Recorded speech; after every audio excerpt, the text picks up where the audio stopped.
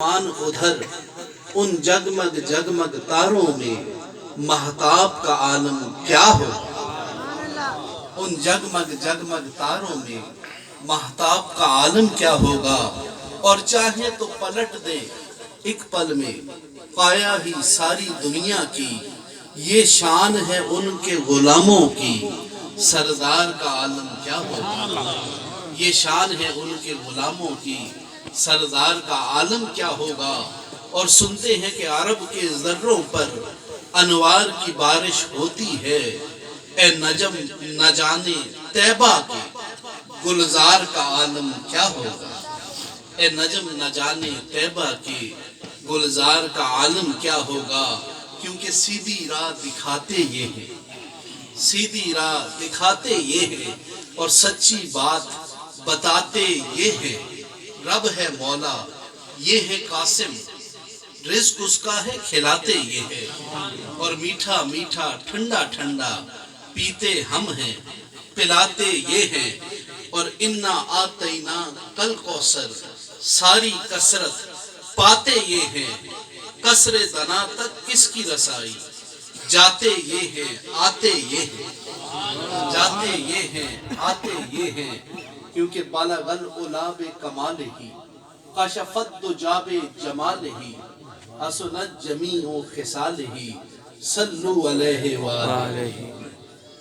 حضرات گرامی، ماہ ربیع الاول کا یہ مہینہ اپنے دامن میں بڑی برکتیں لے کے آیا ہے۔ یہ ایک ایسا مہینہ اللہ نے اہل ایمان کو عطا کیا ہے کہ اس ماہ مبارک میں اللہ کا جتنا شکر ادا کیا جائے اتنا کم ہے، کیونکہ اس ماہ مبارک میں اللہ رب العزت نے ہمیں اپنا حبیب عطا کیا ہے، کائنات کا طبیب عطا کیا ہے۔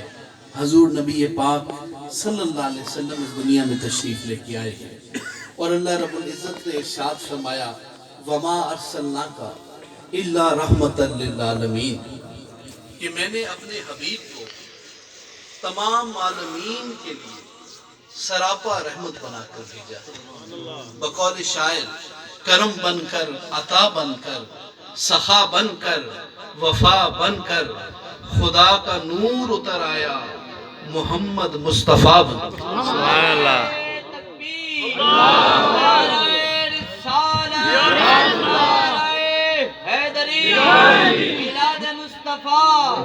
آستانہ لیا حضور قبلہ پیر صاحب دیول شریف۔ تو حضرات محترم، اللہ کا کروڑ ہاں شکر ہے کہ اللہ تبارک تعالیٰ نے ہمیں حضور کا امتی بنایا ہے۔ یوں تو اللہ نے ہمیں بہت سی نعمتیں عطا کی ہیں، مگر یہ وہ نعمت ہے کہ اس کے اوپر اللہ رب العزت ہم پہ احسان جتلا رہے ہیں۔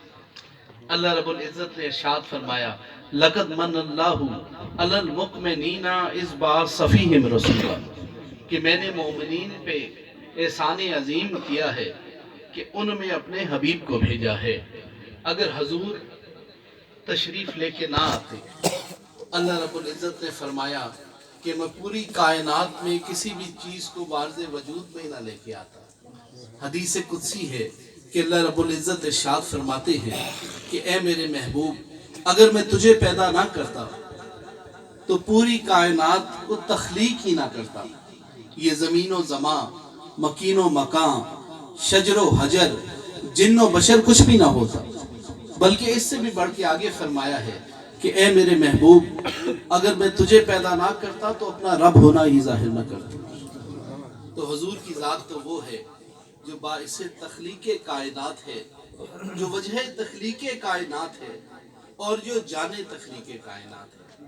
اسی لیے اعلیٰ حضرت نے کیا خوب فرمایا کہ وہ جو نہ تھے تو کچھ نہ تھا، اور وہ جو نہ ہو تو کچھ نہ ہو، کیونکہ اس پوری کائنات کو جو جان بخشی ہے وہ حضور کی ذات نے بخشی ہے۔ تو آپ فرماتے ہیں کہ وہ جو نہ تھے تو کچھ نہ تھا، اور وہ جو نہ ہو تو کچھ نہ ہو، جان ہے وہ جہان کی، اور جان ہے تو جہان ہے۔ حضرات محترم، میں آپ سے یہی کہوں گا، کوشش کریں کہ اپنی زندگیوں میں سیرت جناب محمد مصطفیٰ صلی اللہ علیہ وسلم کو لے کے آئیں، اور یہ دیکھیں کہ حضور نے اپنی زندگی کیسے بسر کی۔ حضور کی زندگی جو ہے یہ بہترین نمونہ ہے انسان کے پاس اپنی زندگی بسر کرنے کا اگر کوئی طریقہ ہے، کوئی ذریعہ ہے تو فقط سیرت جناب محمد مصطفیٰ صلی اللہ علیہ وسلم۔ کوشش کریں کہ اپنی زندگیوں کے اندر حضور کے سیرت و اخلاق کو لے کے آئیں، حضور کے خلق عظیم کو لے کے آئیں اور حضور کے اسوہ حسنہ کو لے کے آئیں۔ اللہ رب العزت نے ارشاد فرمایا لَقَدْ كَانَ لَكُمْ فی رسول اللہ اسوۃ حسنہ، کہ تمہارے پاس اپنی زندگی بسر کرنے کا اگر کوئی معیار ہے تو فقط حضور کا سیرت و اخلاق ہے۔ میں آپ حضرات سے یہی کہوں گا کہ جو شخص بھی اس دنیا میں آیا ہے، ایک دن اس شخص کو یہ دنیا یہاں پہ چھوڑ کے جانا ہے۔ یہ دنیا جو ہے یہ مستقل رہنے کا مقام نہیں ہے۔ دنیا کی بظاہر نظر آنے والی کامیابیاں یہ حقیقی کامیابیاں نہیں ہوا کرتی، یہ بظاہر نظر آنے والی ناکامیاں جو ہیں یہ حقیقی ناکامیاں نہیں ہیں۔ کامیابی کا صرف ایک معیار رکھیے گا اپنے پاس، کامیاب صرف وہ شخص ہے جس نے اللہ اور اس کے رسول کو راضی کر لیا ہے، باقی سب ناکام ہیں۔ تو جتنے نوجوان یہاں پہ بیٹھے ہیں ان سے میں یہی کہوں گا کوشش کریں اپنی زندگیوں کے اندر سیرت جناب محمد مصطفیٰ صلی اللہ علیہ وسلم کو لے کے آئیں اور دیکھیں کہ حضور نے اپنی زندگی کیسے بسر کی ہے۔ حضور نے اپنی ساری کی ساری زندگی جو ہے یہ عاجزی اور انکساری سے بسر کی ہے۔ آپ نے کبھی غرور اور تکبر نہیں کیا۔ کبھی حضور کے کپڑے پھٹ جاتے، حضور اپنے کپڑے خود سی لیا کرتے۔ حضور کے جوتے ٹوٹ جاتے، حضور اپنے جوتے خود گانٹ لیا کرتے۔ حضور نے اپنے گھر کے کام کاج اپنے ہاتھوں سے کیے ہیں۔ ام المومنین حضرت عائشہ صدیقہ رضی اللہ تعالیٰ عنہ آپ فرماتی ہیں کہ میں نے ساری زندگی حضور کو بہت قریب سے دیکھا ہے اور ساری زندگی میں ایسا کبھی نہیں دیکھا کہ حضور کے اوپر کسی شخص نے کوئی ظلم یا زیادتی کی ہو اور حضور نے اس شخص سے اس چیز کا کبھی بدلہ یا انتقام لیا ہو۔ تو یہ اخلاق ہیں جو کملی والے آقا نے اپنی امت کو عطا کیے ہیں۔ تو حضرات محترم، میں آپ سے یہی کہوں گا کہ اپنی زندگیوں کے اندر دین اسلام کو لے کے نماز پڑھیں، جھوٹ نہ بولیں، حقوق اللہ کے ساتھ حقوق العباد کا خیال رکھیں، بلکہ ضرورت تو آج اس چیز کی ہے کہ خود بھی نیک ہوں اور لوگوں کو بھی آگے بڑھ کر نیکی کی، خیر کی اور بھلائی کی تلقین کریں۔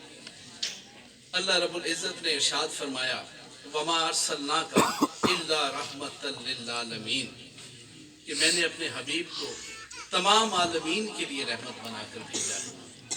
میں آپ حضرات کے سامنے حضور کے سیرت و اخلاق کے حوالے سے، حضور کی رحمتوں کے حوالے سے اور حضور کے خلق کے حوالے سے ایک واقعہ پیش کرتا ہوں۔ ایک دفعہ سرکار دو عالم صلی اللہ علیہ وسلم حضور آپ عید کی نماز پڑھنے کے لیے مسجد میں تشریف لے کے جا رہے تھے۔